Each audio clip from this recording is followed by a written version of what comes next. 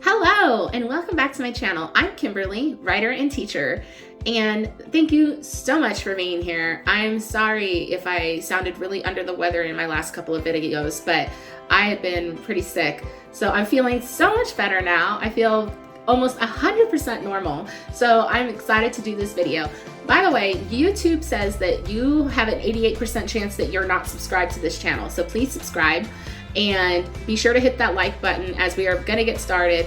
Today we're going to talk about dialogue tags. And if you're unsure what dialogue tags are or unsure what dialogue is, be sure to watch all of this video, in which case you will learn something. Number one, what is a dialogue tag? It is a simple phrase before, after, or in between the actual dialogue indicating the speaker. If you are unsure what dialogue is verbal spoken communication between said people. Now, this means that you are actually talking and engaging with somebody. If you are thinking, that is inner monologue, not dialogue. There is a very distinct difference, and you should know the difference between them. If you don't, there's your first clue. Number two, said is not dead. I wish I didn't have to say this, but for the love of God, school has taught us that the word said is not sophisticated, it's boring, and you should be going to every single length possible to try replied, murmured, chastised, whispered. You need to be using every other word other than said. And this could not be further from the truth. James Scott Bell said, almost always, the simple said should be your default. Said is almost invisible to the reader. It does its work, stays out of the way, and it lets the dialogue do the heavy lifting. So in these examples, we're going to use Twilight. And this is from the very beginning of the book. This is when she just gets to her father, and he is giving her the truck.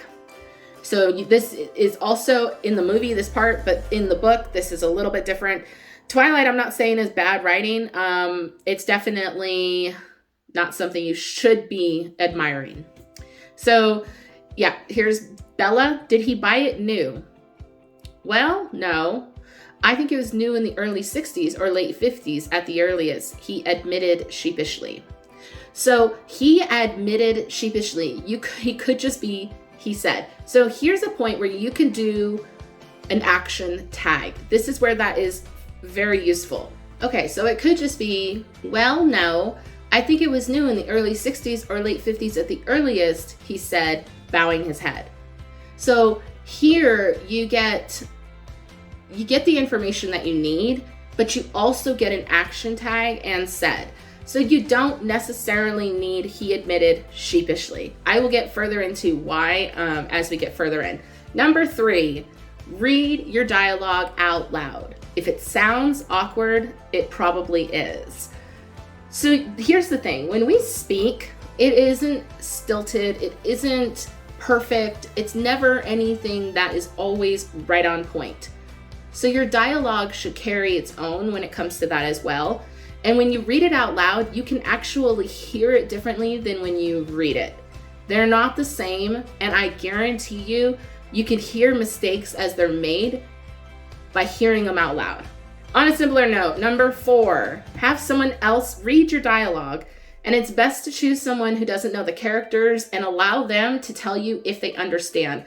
But for the love of God, don't yell at them, okay? Please don't yell at them. I wish I didn't have to tell you this either, but a lot of newbie writers these days, they tend to get hung up on the fact that they know their characters. And so when someone says they don't understand something, they get upset, they get offended, and they start to yell at the person that they don't understand, they're too stupid, or whatever the case is. But please, God, don't yell at the person who you ask to read your work, because I guarantee you they're never going to want to do it again. Number five, if you can avoid using a tag, you should. Not every single passage will need a tag anyway. If you're having a conversation with characters in your book, they don't all need a tag. Now, I do suggest putting one every 3 to 4 lines of dialogue of some kind of tag, whether that's an action tag, a dialogue tag, or some internal thoughts for the whoever's point of view it's in. This is something also to consider when you're thinking about your character's point of view.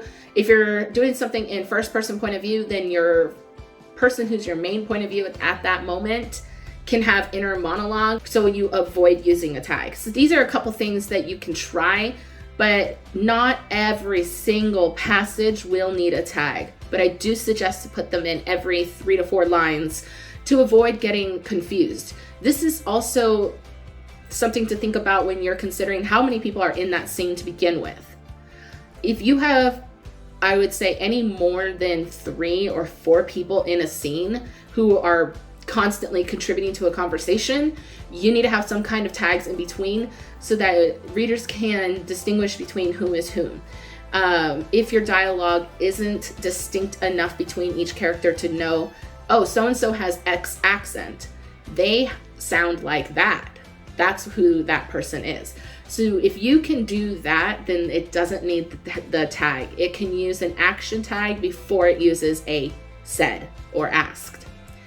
And said and asked should make up the majority of your dialogue tags. Number 6, repeating character's name in dialogue to avoid using a tag. Hey Ashley, how are you? I'm fine, Tiffany. How are you? It doesn't sound natural. I don't go to my friend and be like, hey Callie, so today, and then go on with the sentence and she contributes something to my conversation and I go back and say her name again. That's awkward and unnatural. We as people don't do that. We might mention the person's name every now and then. I do that, but I don't sit there and every other sentence that I say use their name. It is extremely unnatural. And ask yourself when you're doing your dialogue, is this realistic? Because I guarantee without a fail, I'm willing to bet the house, the dog, everything on this, readers will know the difference whether or not your dialogue is realistic. Overly formal dialogue, how are you? I am fine, is so rigid, so flat. It's just not something that I hear real people doing. It sounds robotic, if anything. So steer yourself away from that, because I guarantee you people notice the difference when you use the character's name in dialogue and how it will sound so unnatural that it's cringy at the best. Number 7, show don't tell. I know, yes, this again, I know. And I'm sure you're so sick of hearing show don't tell because everybody will tell you that. You're going to hear that everywhere. So I know you're rolling your eyes and wishing I would just shut up about show don't tell, but I guarantee you it is something that is so important when it comes to bringing depth and real engagement into your story. So using a tag, an alternative tag, and an adverb to indicate emotion rather than showing the action is not engaging to read. Only use it if you can't understand who's speaking in the conversation. Using action to create and convey a character's emotion is far more engaging than telling me somebody felt like this. For instance, here we go. This is further down the page of when she receives her truck. That's really nice, Dad. Thanks. I really appreciate it. So here we already are getting dad in the sentence. So right out of the gate, I'm like, okay, that's fine. She can say dad. I've said mom, dad before and while I'm talking to them. So that's not uncommon. But then he comes in with, well, now you're welcome. He mumbled, embarrassed by my thanks. So he mumbled. Here's an alternative tag. Look at that. Mumbled. Alternative tags are coming up. I guarantee you. Just wait. Embarrassed by my thanks. You can show embarrassment without being told the person's embarrassed. See, this is where I'm telling you, show, don't tell. You're telling me the person's embarrassed rather than showing me what they look like because they're embarrassed. It could be, well, now you're welcome, he blushed as he hid his face with his hands. So you know this is embarrassment. It also is stress in some ways, but Blushing is an obvious indicator of embarrassment. Every single person I know has blushed. Everybody's been embarrassed, and blushing is the first thing that happens. So there's ways to go about this without having to use a kind of tag where you're telling me how they feel with an alternative tag. And again, on a similar note, number 8, using alternative tags should be done but sparingly. This is the problem with alternative tags. You think that said is dead, so you're gonna go ahead and start using replied, interrupted, chastised, whispered, all of these ones that are not necessary, because what it does is sometimes it throws the reader off. These are okay to use every now and again, not every other sentence. So here we go. If we were to go back to what I had said before, he admitted, he mumbled, there's another one as well.